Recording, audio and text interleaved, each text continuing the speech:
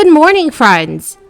Our lawmakers are now pushing for Congress to pass extra weekly boosted unemployment benefits for Americans that are financially struggling during this crisis. Many senators are urging that the Biden administration send out a fourth and a fifth stimulus check. Friends, please remember that I'm here every day to support everyone in this community as much as I can. Also, please share this video on social media and with your friends and family if they need more honest stimulus news. If you would like to enter this coming Friday's Walmart gift card giveaway, please stay tuned until the end of this video. Thank you so much, friends.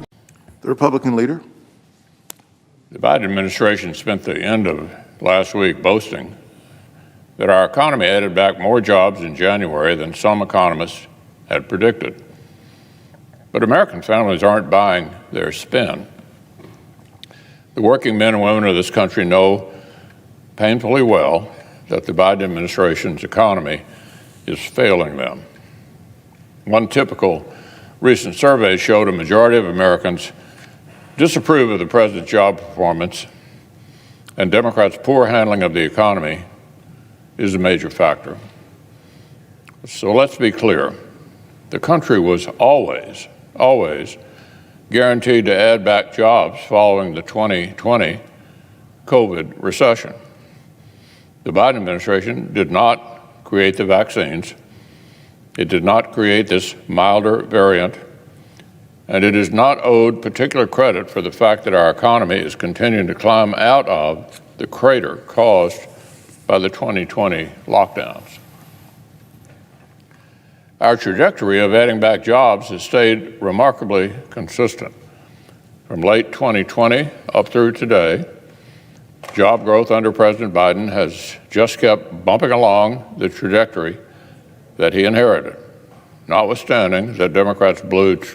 So Republicans want to fast-track a proposal to replenish a fund to help sidelined workers, stating that slow action could mean big tax hikes on businesses that were forced to shut down at the height of this crisis. The idea has the backing of Minnesota Governor Tim Walz, who is also proposing to spend billions of dollars of the projected budget surplus to make sure that workers are covered by the state's unemployment fund.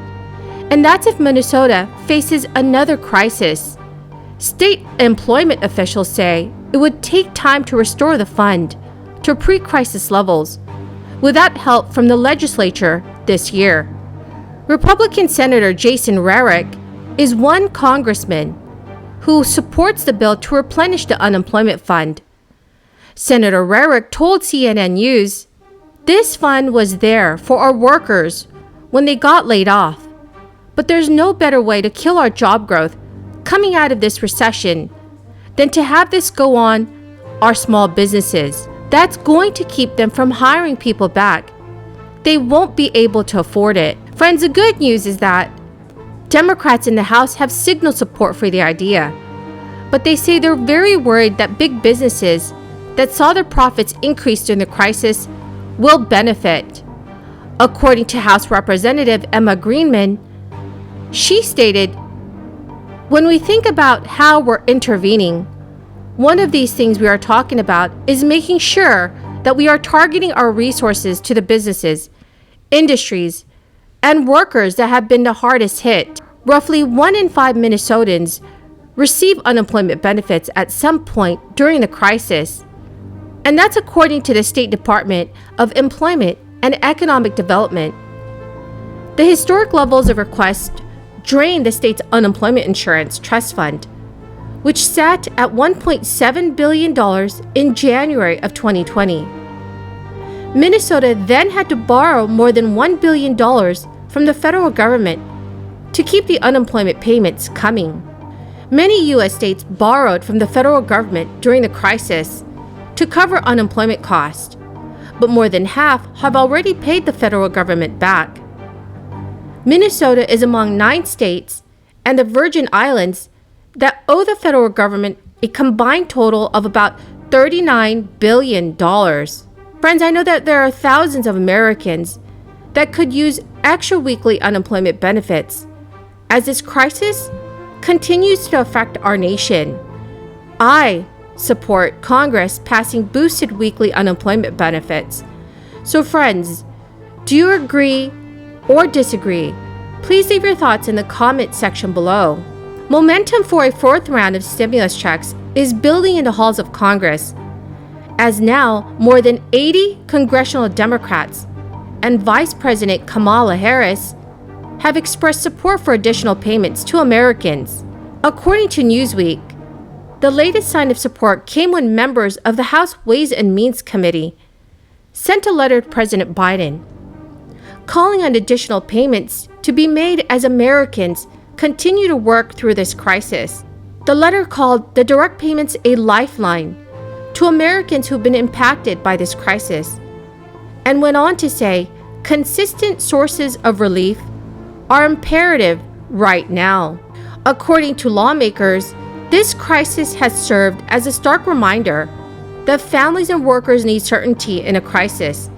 They deserve to know that they can put food on the table and keep a roof over their head.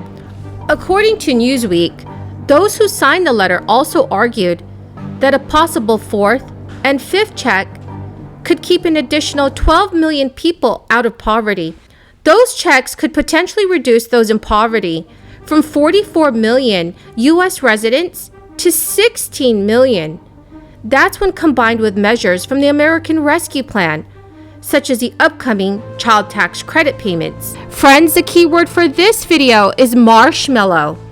If you would like to enter this coming Friday's Walmart gift card giveaway, please click and like my videos.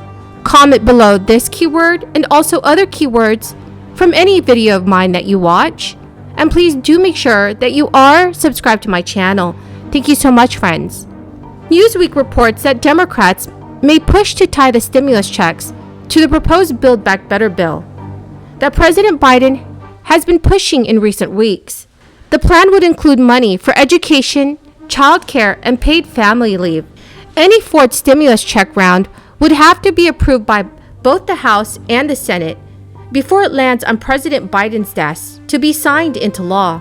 Democrats may face an uphill battle, however, as the split in the Senate is 50-50, with the Democrats holding tiebreaker via Vice President Harris, who would cast a vote in the event of a split vote. Well, my good friends, that is the end of my daily stimulus update video. Thank you so very much for joining me here this morning.